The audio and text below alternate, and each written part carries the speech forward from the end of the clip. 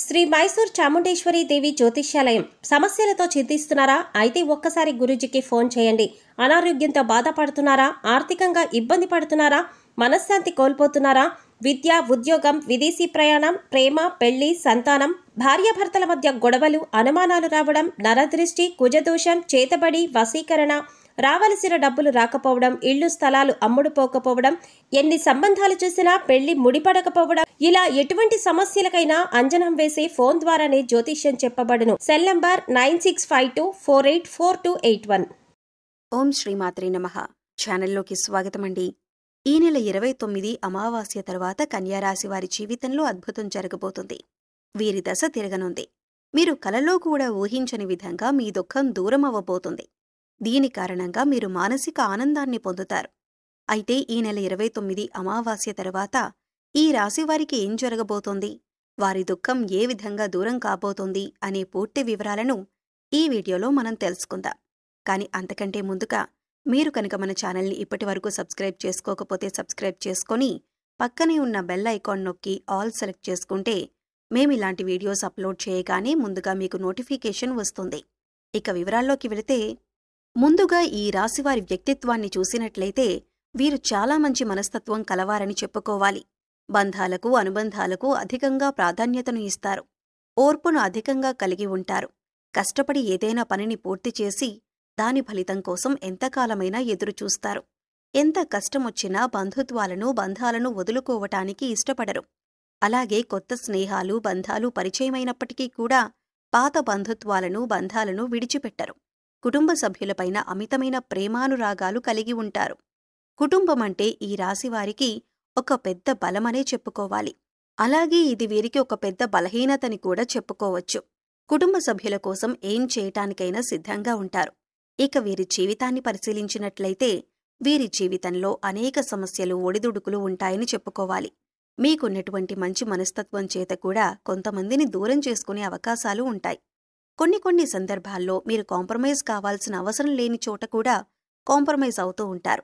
అంటే రాజీ పడాల్సిన అవసరం లేకపోయినా కూడా రాజీపడి కొంతమంది వ్యక్తులకి దూరమయ్యే అవకాశాలు కూడా ఉంటాయి. ఇలా రాజీపడటం వల్ల ఒక వర్గానికి నచ్చితే మరొక వర్గానికి నచ్చకపోవచ్చు. ఈ విధమైన మనస్తత్వాన్ని మీరు కలిగి ఉండటం వల్ల కొంతమంది వ్యక్తులకు దగ్గరై మరికొంతమందికి దూరమయ్యే అవకాశాలు ఉంటాయి. ముఖ్యంగా కుటుంబ సభ్యులు కూడా వీరిని అర్థం చేసుకోలేని సందర్భాలు కూడా వీరి యొక్క జీవితంలో అత్యధికంగా కనిపిస్తూ ఉంటాయి. అంటే వీరు రాజీ పడక్కర్లేని సందర్భంలో కూడా రాజీ పడటం వల్ల కుటుంబ సభ్యులకు కూడా మీపైన కోపం వచ్చే అవకాశం ఉంటుంది. ఈ కోపం కారణంగా వారు మిమ్మల్ని దూరం పెట్టే అవకాశాలు కూడా అత్యధికంగా కనిపిస్తూ ఉంటాయి. అలాగే మీ యొక్క ఈ మనస్తత్వం చేత కొంతమంది మిమ్మల్ని ఉపయోగించుకునే అవకాశాలు కూడా ఉంటాయి. వారి యొక్క అవసరాలకు మిమ్మల్ని వినియోగించుకుని అటువంటి పరిస్థితుల్లో మీరు మానసికంగా ఎంతగానో కృంగిపోతుంటారు. నమ్మిన వ్యక్తుల వల్ల మోసపోయే పరిస్థితులు కూడా ఈ రాశి జాతకంలో ఎక్కువగా కనిపిస్తూ ఉంటాయి. ముఖ్యంగా మీరు పనిచేసే చోట కూడా కొంతమంది వ్యక్తుల వల్ల మీరు మానసికంగా ఎంతో కృంగుదలకు ఉన్నటువంటి పరిస్థితులు కూడా మీ యొక్క జాతకంలో ఎక్కువగా కనిపిస్తూ ఉన్నాయి. అయితే ముఖ్యంగా ఈ రాశివారి యొక్క జీవితంలో ఒడిదుడుకులు, సమస్యలు ఉన్నప్పటికీ ఆ భగవంతుని ఆరాధనలో మీరు నిత్యం సమయాన్ని గడపటం వల్ల ఖచ్చితంగా వీరికి శుభ ఫలితాలైతే కలుగుతాయి. ప్రతినిత్యం ఇష్టదైవ నామస్మరణ చేసుకుంటూ ఉండాలి.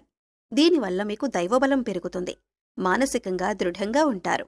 కొంతమంది వ్యక్తులు ఏం చేస్తూ ఉంటారంటే, వారికి ఏదైనా సమస్య వచ్చినప్పుడు శని భగవానుణ్ణి స్మరిస్తూ ఉంటారు. అంటే మీద కూర్చున్నాడు, మాకు శని పట్టింది అని ఈ విధంగా శని భగవానుణ్ణి నిందిస్తూ ఉంటారు.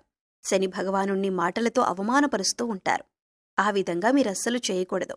శని భగవానుడు ఏ రాశివారు కూడా అవమానించకూడదు. వాస్తవానికి శని కష్టాలు మాత్రమే కాదు, సుఖాలను కూడా అందిస్తాడు. అది మనం ఆచరించే పనుల మీద ఆధారపడి ఉంటుంది. క్రమశిక్షణతో ఉంటే గనక శని భగవానుడు వరాల జల్లు కురిపిస్తాడు. అంటే మనం చేసే కర్మలకు ఫలితాలను మాత్రమే శని భగవానుడు మనకు ఇస్తూ ఉంటాడు. అయితే శని భగవానుణ్ణి నిందిస్తూ, అవమానిస్తూ ఉంటే సమస్యలు ఉత్పన్నమవుతూ ఉంటాయి. సమస్యలకి పరిష్కారాలు కూడా లభించవు. మీరు ఎప్పుడైతే శని భగవానుణ్ణి స్తుతిస్తూ, ఆరాధిస్తూ ఉంటారో ఖచ్చితంగా ఆ శని భగవానుడి ఆశీస్సులతో మీ జీవితంలో మీరు కోల్పోయిన వాటిని దక్కించుకుంటారు. ఆర్థికంగా పురోగతి సాధిస్తారు. మీ యొక్క జీవితంలో మునుపెన్నడూ లేనటువంటి అద్భుతమైన ఫలితాలను కూడా మీరు చూస్తారు. అయితే ముఖ్యంగా మీ యొక్క జీవితంలో దానధర్మాలు చేయటం వల్ల కూడా మీకు అపారమైన పుణ్యఫలం లభిస్తుంది. అంటే మీ యొక్క మనస్తత్వం ఇతరులకు సహాయం చేసే గుణమే కాబట్టి మీరు ఈ విధంగా దానధర్మాలు చేయటానికి ఏమాత్రం వెనకంజ వేయకుండా మీ శక్తి మేరకు, అంటే అప్పులు చేసి దానాలు చేయాల్సిన అవసరం లేదండి. మీకున్నంతలో మీ శక్తి మేరకు దానం చేస్తూ ఉండండి. ఈ విధంగా చేస్తే గనక ఖచ్చితంగా ఆ పరమశివుడి అనుగ్రహం మీకు తోడుగా ఉంటుంది. ఆ శని భగవానుడు కూడా మిమ్మల్ని ఎంతగానో అనుగ్రహిస్తాడు. మీ జీవితంలో ఉన్నటువంటి ప్రతి సమస్యకు కూడా పరిష్కారాన్ని చూపిస్తాడు. అలాగే ఆలయానికి వెళ్లి నిత్యం మీరు శని భగవానుడి చుట్టూ ప్రదక్షిణలు చేసి నెయ్యితో దీపాన్ని వెలిగించండి. శనివారం రోజు ఈ విధంగా చేస్తూ ఉండండి. మీకు వీలైతే శని భగవానుడికి ఇష్టమైనటువంటి నల్లని వస్తువులు, నల్లని వస్త్రాలు పేదలకు దానంగా ఇవ్వండి. ఈ విధంగా చేయటం వల్ల కూడా అపారమైన పుణ్యఫలం మీకు దక్కుతుంది. ఇక ముఖ్యంగా విషయంలోకి వస్తే, ఈ రాశివారి యొక్క జాతకం ప్రకారం ఈ తేదీల్లో మీ దుఃఖమంతా దూరమయ్యే అవకాశాలు కనిపిస్తున్నాయి. అది ఏ రకమైన దుఃఖమైనా కావచ్చు. ఒక్కొక్కరి జీవితం ఏ విధంగా ఉంటుందంటే, ఏదో ఒకటి సమస్య నెలల నుండి కావచ్చు, సంవత్సరాల నుంచి కావచ్చు, వారిని వేధిస్తూ ఉంటుంది. కుటుంబ సభ్యుల మధ్య సఖ్యత లేకపోవడం కావచ్చు, ఆర్థికంగా ఇబ్బంది పడుతూ ఉండొచ్చు, లేదా మీ వృత్తి వ్యాపారానికి సంబంధించిన సమస్య అవ్వచ్చు, లేకపోతే ఇరుగు పొరుగు వ్యక్తులతో విభేదాలు, లేకపోతే బంధువులతో విభేదాలు. ఈ విధంగా ఒక్కొక్కరి జీవితంలో తీరని సమస్య అంటూ మానసికంగా వారిని వేధించేటటువంటి ఒక పెద్ద సమస్య ఉంటుంది. ఆ సమస్య దూరమయ్యే అవకాశం కనిపిస్తోంది. మీరు ఎంతో కాలంగా ఈ సమస్యతో వేధింపబడుతున్నారు. ఈ సమస్య కారణంగా మీరు ఏ నిర్ణయం సక్రమంగా తీసుకోలేకపోతున్నారు. ఇక ఈ సమస్య తీరటం వల్ల మీకెంతో మానసిక ఆనందం కలుగుతుంది. మీ యొక్క జీవితంలో చాలా కాలంగా మిమ్మల్ని వేధిస్తున్నటువంటి ఒక పెద్ద సమస్యకి పరిష్కారం లభించవచ్చు. ఆర్థిక సమస్యలు తీరిపోవచ్చు. అలాగే అప్పులు చేసి కట్టలేని పరిస్థితిలో మీరు ఉన్నట్టయితే ఆ అప్పులన్నీ కూడా ఈ సమయంలో తీరనున్నాయి. ఆ అప్పుల్ని కట్టడానికి మీకు మార్గం తెలుస్తుంది. నిరుద్యోగస్తులకి ఉద్యోగం లభిస్తుంది. ఉద్యోగంలో మీరు శుభవార్త వినే అవకాశం ఉంటుంది. ప్రమోషన్తో కూడిన ట్రాన్స్ఫర్ లభించవచ్చు. అలాగే విదేశాలకు వెళ్లాలి అనుకునే వారికి కూడా ఇదొక శుభ సమయంగా సూచిస్తుంది. విదేశాలకు వెళ్లి అక్కడే స్థిరపడాలి అనుకునే వారికి కూడా చక్కటి అవకాశం లభిస్తుంది. కుటుంబ సభ్యుల మధ్య ఉన్నటువంటి అపార్థాలు తొలగిపోవచ్చు. కుటుంబ వాతావరణం ప్రశాంతంగా మారొచ్చు. లేకపోతే వివాహం కోసం ప్రయత్నం చేస్తున్న వారికి వివాహానికి సంబంధించి ఒక చక్కటి వార్త వినే అవకాశాలు కూడా కనిపిస్తున్నాయి. ఈ విధంగా మీ యొక్క జీవితంలో చాలా కీలకమైన రోజులుగా చెప్పుకోవాలి. ఈ 2 రోజుల్లో మీరు ఉదయం లేవగానే సూర్య భగవానునికి నమస్కారం చేసుకోండి.